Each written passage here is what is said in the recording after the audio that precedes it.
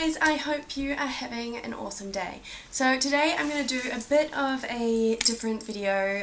In New Zealand at the moment it is Heart Kids Awareness Month, so I thought today I would share my own experience with Heart Kids just to kind of get a bit more awareness of the topic around.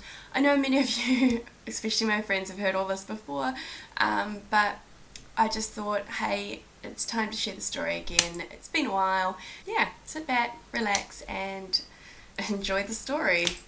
So my story begins on the 17th of October 1989 when two lovely people were blessed with a baby girl. She came in at 3:17 in the afternoon and weighed an average weight of around 7 and a bit pounds. She was fit and healthy as said by the doctors and sent home with these two lovely parents who this was their first child and they were very, very excited. The next 3 months, however, were not quite what was written in all the parenting guides and other people's stories. They had taken home a baby girl that never wanted to eat, cried a lot, and just didn't seem quite right. I think my parents at one stage recorded getting up about 22 times a night. So I would kind of suckle for a few minutes and then or a minute or so, and then I'd stop and cry, and I was putting on weight, but there was just something that, you know, my parents just thought, first time baby, maybe this is what everything happens with everyone, but they weren't too sure. I was taken to a few doctors to try and figure out if there was something wrong with me, but kept saying I was healthy. By the time I hit 3 months of age, my mum was absolutely at breaking point. She had heard of these Plunket sleeping clinics where a Plunket nurse looks after your baby while you sleep, and she thought she'd give that a go because she was not getting any sleep. 10 minutes of being there, however, she was woken back up. The Plunket nurse had watched me while she was sleeping and didn't quite think I was breathing right. It looked like I was struggling a bit to breathe, and she possibly thought that maybe I had pneumonia or something. So the ambulance was called and I was taken to hospital. The next 24 hours would have been horrible for my poor parents. On arriving at hospital, tests were run and I was found to be in congestive heart failure, and I was given 24 hours to live. All the weight that I had apparently been putting on was fluid build-up, so that was not a very good 24 hours at least for my parents, being told that their firstborn baby may not live for too long, after being told multiple times that she was really healthy. I survived that 24 hours and I kept on kicking. They treated me for congestive heart failure, so the fluid was lost and thereby I lost a lot of weight. The condition that I was diagnosed with is called double outlet right ventricle with mitral atresia. I have a hypoplastic left ventricle. It's transposition of the great arteries, not that technicality. So basically I had half a heart. Most mammals have 4 chambers in their heart, so they have 2 atrium and 2 ventricles. Basically, one of my ventricles hadn't grown. The pulmonary artery and aorta had both come out, so the 2 big vessels had both come out of my right ventricle, and my atria kind of functioned as one. Didn't have a great circulation. My right ventricle was pumping blood to my lungs and around my body, which is a lot of effort for the little right ventricle, which is just meant to pump blood to the lungs. And over the next few months I lived in hospital and was eventually stabilised to the point where I had my first open heart surgery at 3 months old, which was to relieve a bit of pressure from my heart. The banding when I was 3 months old was to try and take a little bit of pressure off that right ventricle so that I could hopefully get going strong enough until I could have a procedure that would ultimately help me go a lot longer. This procedure went really well, and I was eventually discharged from hospital. My parents, obviously having gone through the shock of all that, kept a very close eye on me. I developed a lot slower than a lot of other kids because I had no energy. I was in a pram until I was 4 years old. I didn't walk until I was about 2 years old. I just didn't have the energy. and I was often very blue. By the time I was 4.5, I was eligible to have a procedure called a Fontan operation.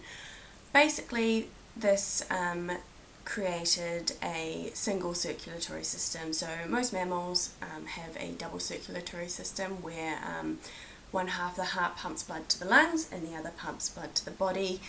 Obviously I only had half a heart, and that one side was doing both jobs, which is a lot of effort. So basically they created a diversion where blood was pumped around my body by this little right ventricle, round the body, and then it flowed to the lungs and then back into the right ventricle. So for any of those vets out there, it is kind of the circulatory system of a fish, but in reverse. So this helped a lot. That was my second open heart surgery.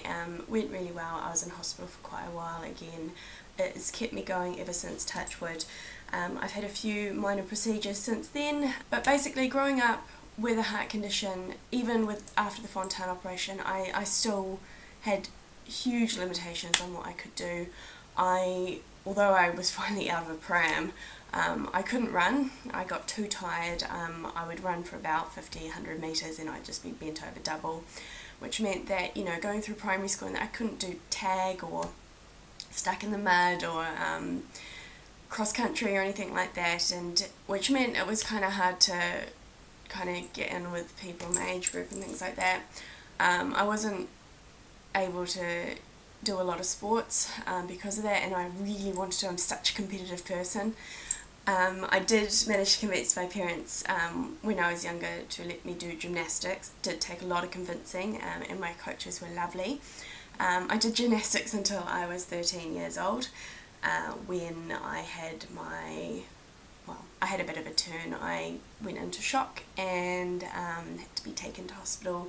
So that was the end of my gymnastics career. I mean, basically growing up with a heart condition means that you have to be a lot more aware of yourself from a young age. You can't, I can push myself, and I do, I really push myself, but I have to make sure that I don't do something stupid, so I do destroy all the good work that has been done by the doctors. I made it through high school and I was still really, really determined, and I decided I wanted to do veterinary science. So this was, much to the dismay of my parents, we had a vet friend in the family and they knew how much work it was.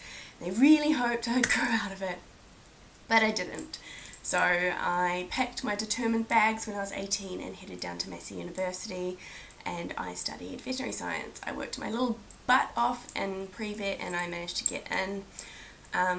This was quite hard for me once I got in. The academic side was fine, it was the energy levels. Vet is a very full-on course, and it's not just the little puppies and kittens, it's the cows and the horses and things like that. It's doing farm rotas and things like that, which is just so draining for someone who, the heart is a muscle, and I've built it up to a point where a lot more energy than I used to have. But I still don't have full capacity, and when I was in vet school, I had to succumb to the fact that I was never going to be able to be a full-time veterinarian and work some of these crazy hours and do some of these awesome things that a lot of other people can do. So I worked my butt off, and I got through vet school with only one sort of turn. I then managed to get into a part-time job, which was awesome, and have been doing it ever since. I love it so much. It is very draining, and I always spend my down days just like recovering. Basically, if you know someone with a heart condition, they may look like everything's alright, but sometimes it's really hard to just keep fighting. It does feel like a fight sometimes. I mean, it shouldn't do, but you just realise how precious life is and how much you need to take care of yourself so that you can make the most of it. That is my story from, I guess, a very clinical perspective. I'm not very good at getting overly emotional about it, but I've had some amazing friends and my family has been so supportive of me. Basically, Heart Kids has really helped with this whole process. I went to a lot of camps when I was younger, which meant that I made friends who had very similar conditions, which was really lovely. They've helped my family a lot, and I even got a scholarship when I was going to uni to help me with my vet fees, which was awesome. So I just want to say a huge thank you to Heart Kids for everything they've done for me, and if you're in New Zealand now and you know you would like to donate to them, I'll leave the info down below, because they are an awesome charity and they do amazing work, and 1 in 100 kids are born with some sort of heart defect, so it's not uncommon. I love you lots. I hope you enjoyed. If you would like more kind of, if you're a heart condition and you'd like more kind of heart related videos, let me know, because I would be keen to do that, like how I keep fit, things that I watch out with my diet, how I've managed to travel. I'm now in the UK, how I managed to do that, you know, and transferring all my medical notes and things like that. No, it's not really exciting, but if you're into that, just, yeah, let me know. Anyway, I've rambled on long enough. I hope you all have a lovely day. Click the thumbs up button to let me know if you liked this sort of video. Sorry it's not so much fun and bubbly, but hey. And yeah, click down to subscribe if you'd like to see more of my random content. Hope you all have a lovely day. Love you lots. Mwah. Bye bye bye bye bye. I recorded a really long thing, so I'm going to have to like really cut it down. Oh, it counts down. That's weird.